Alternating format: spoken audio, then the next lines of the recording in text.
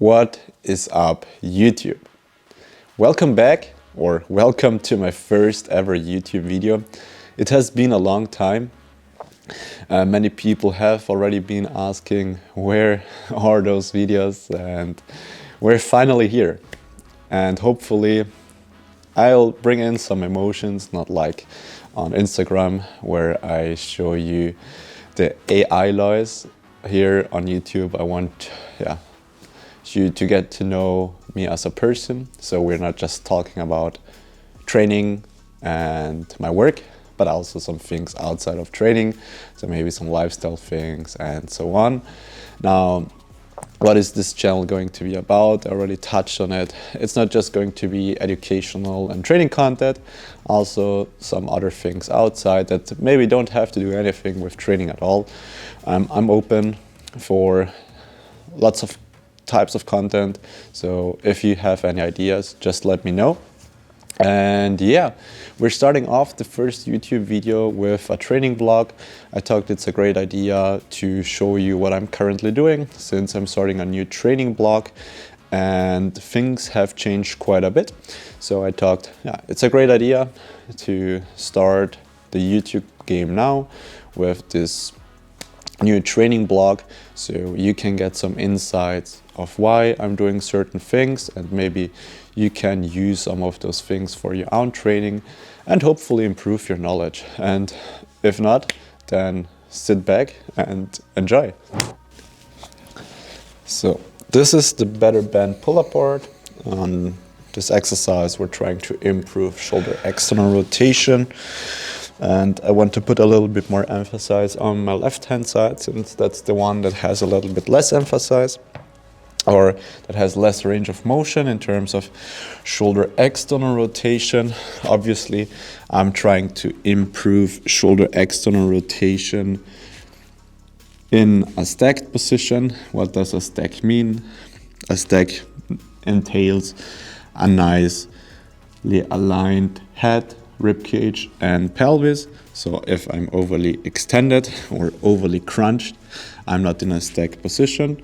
So we want to assume neutral positions of the diaphragms, and then we're breathing in this position, telling the body that it's okay to use those new ranges that we're just opening up.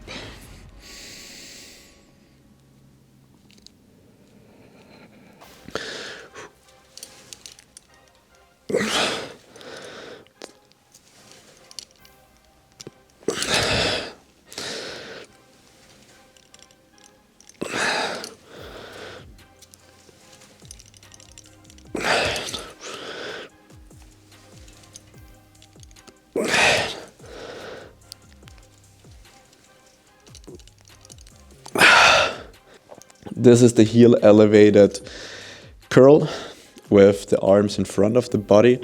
Whenever we're having the arms in the front of the body or slightly higher, we're training the arm or the humerus in an externally rotated position.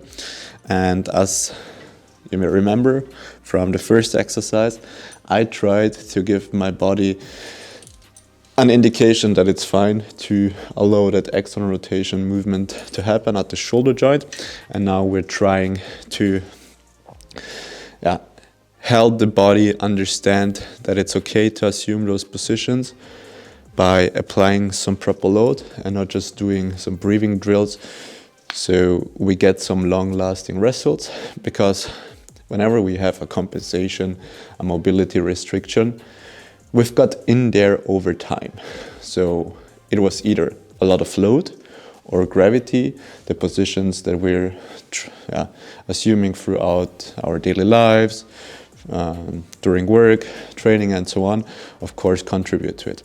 And either, as I said, it's gravity that acts on us, or it's a lot of weight that has pushed us into certain positions, and then just stretching won't do the magic. So that's why I'm training muscles at different lengths to ensure that we're tackling them and we're creating some long-lasting effects, and not just some fancy mobility drills. The Cable single arm front raise, one of my favorites to tackle the lengthened position of the anterior delt. As you can see, I'm starting with the elbow behind the body at roughly 30 degrees of shoulder extension. I'm ensuring I'm keeping my ribs down, my pelvis nicely stacked with my core and head, and then I'm raising the arm up and forward. Initially, the first instance, what I'm doing here is to push toward 60 degree, but not just up. In that range, I'm pushing more forward, and then here I'm trying to push more upwards. Now, ensuring we have that forward push and that slight upward push will ensure we're following the regular mechanics of the shoulder blades.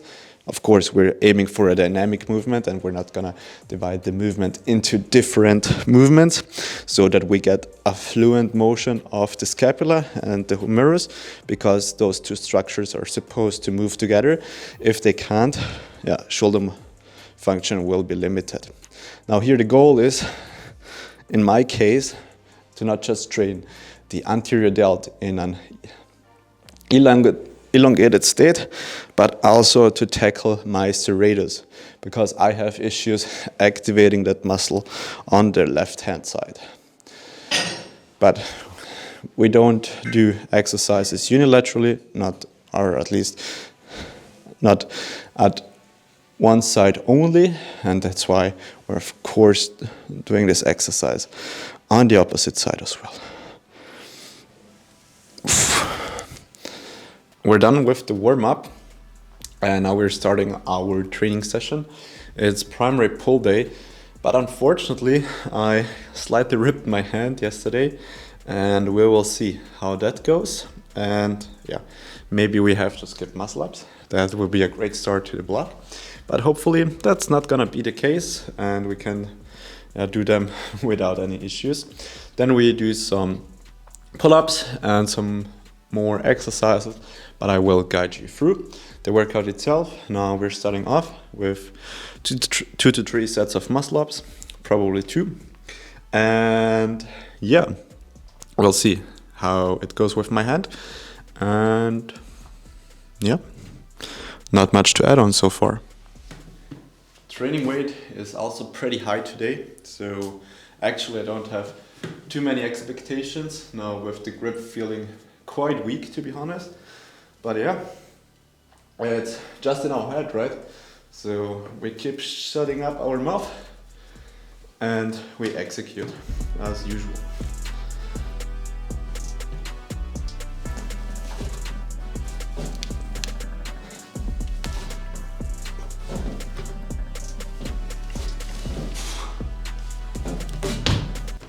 I'm actually scared of putting the chalk onto my hands due to the ripped skin, but it kinda is like disinfection, right?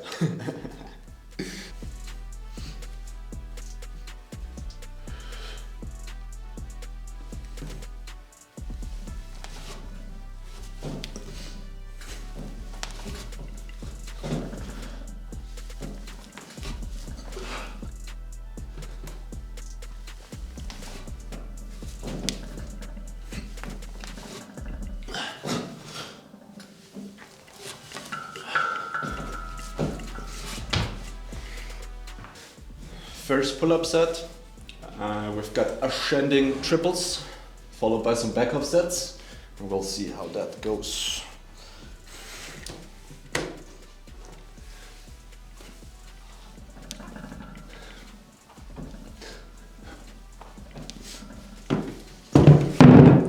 Moves very solid.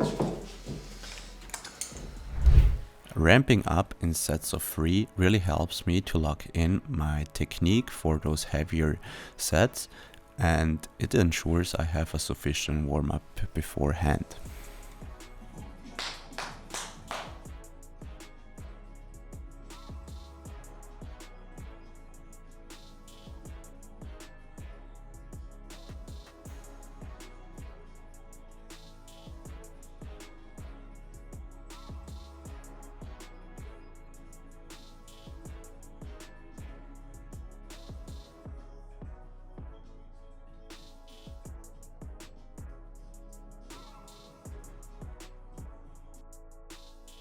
Here in the back halves, I'm focusing on replicating the same movement pattern over and over again for each repetition. That's something I tend to struggle with and something I need to put a little bit more emphasis on going forward in the next couple of weeks. So the main thing to improve here is rib cage and pelvis position in subsequent reps. The first rep always looks quite decent, and then from there on I have struggles repositioning my body in space, and that's something we're gonna tackle going forward. Second set of incline cable press with tempo, 2 seconds down, 1 second hold, 2 seconds up, 1 second hold on top, and repeat for relatively high reps. So let's get this done.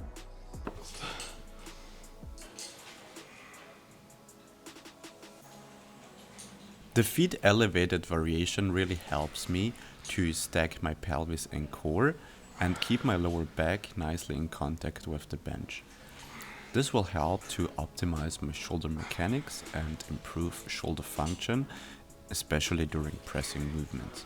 The goal here is to keep the sternum up and drive the elbows back behind the body at an angle of about 45 to 60 degrees of shoulder abduction.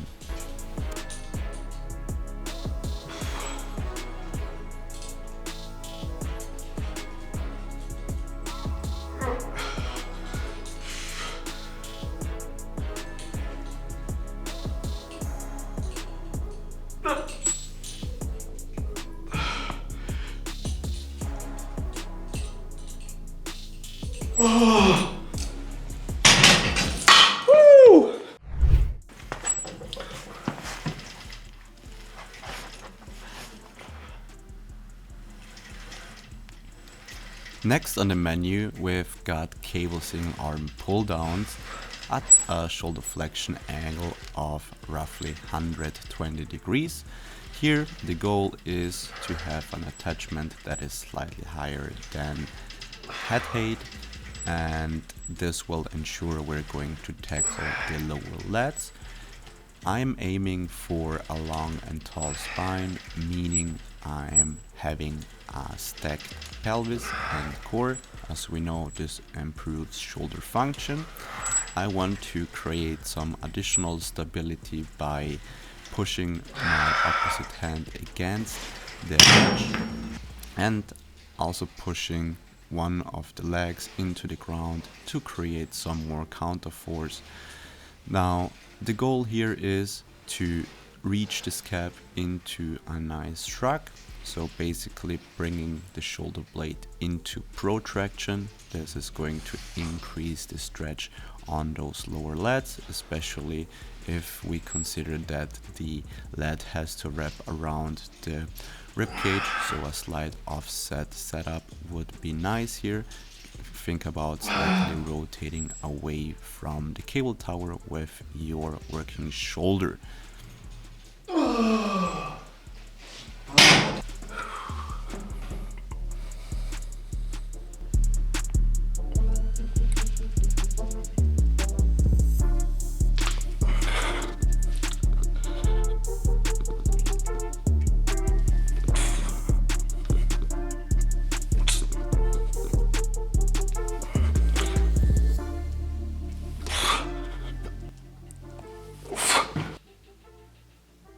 After some pause dips, I continued with 2 sets of lat pullovers with the rope attachment. Here the goal is to assume a nicely hinged position with a neutral lower back. Neutral means we're not overly extended and not overly rounded. So again, aiming for a nicely stacked core. Whenever we're reaching our arms overhead, we want to think about not flaring the ribs and keeping the sternum neutral.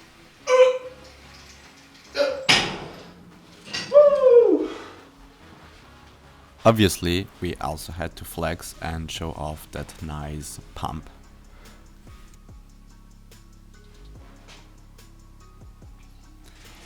Then I continued with one of my favorite curl variations, which is the cable lengthened curl. Here we're tackling the long head of the biceps and we want to aim for roughly 30 degrees of shoulder extension. This ensures we can keep the sternum proud and the scap can stay posteriorly tilted. What we want to try to do here is to ensure we don't move the humerus and we only move the forearm, because we're tackling a biarticular muscle, and if we're changing length at both ends of the muscle, well, we're not going to train it in a lengthened position. Next up, I continued with some triceps pushdowns. Also here, the main goal is to keep the upper arm as stable as possible, whilst aiming for full range of motion, aiming for a nice big stretch and a nice squeeze at the lockout. Also here, my main goal is to keep the shoulder and elbow as stable, and as I already mentioned, primarily move through the forearm.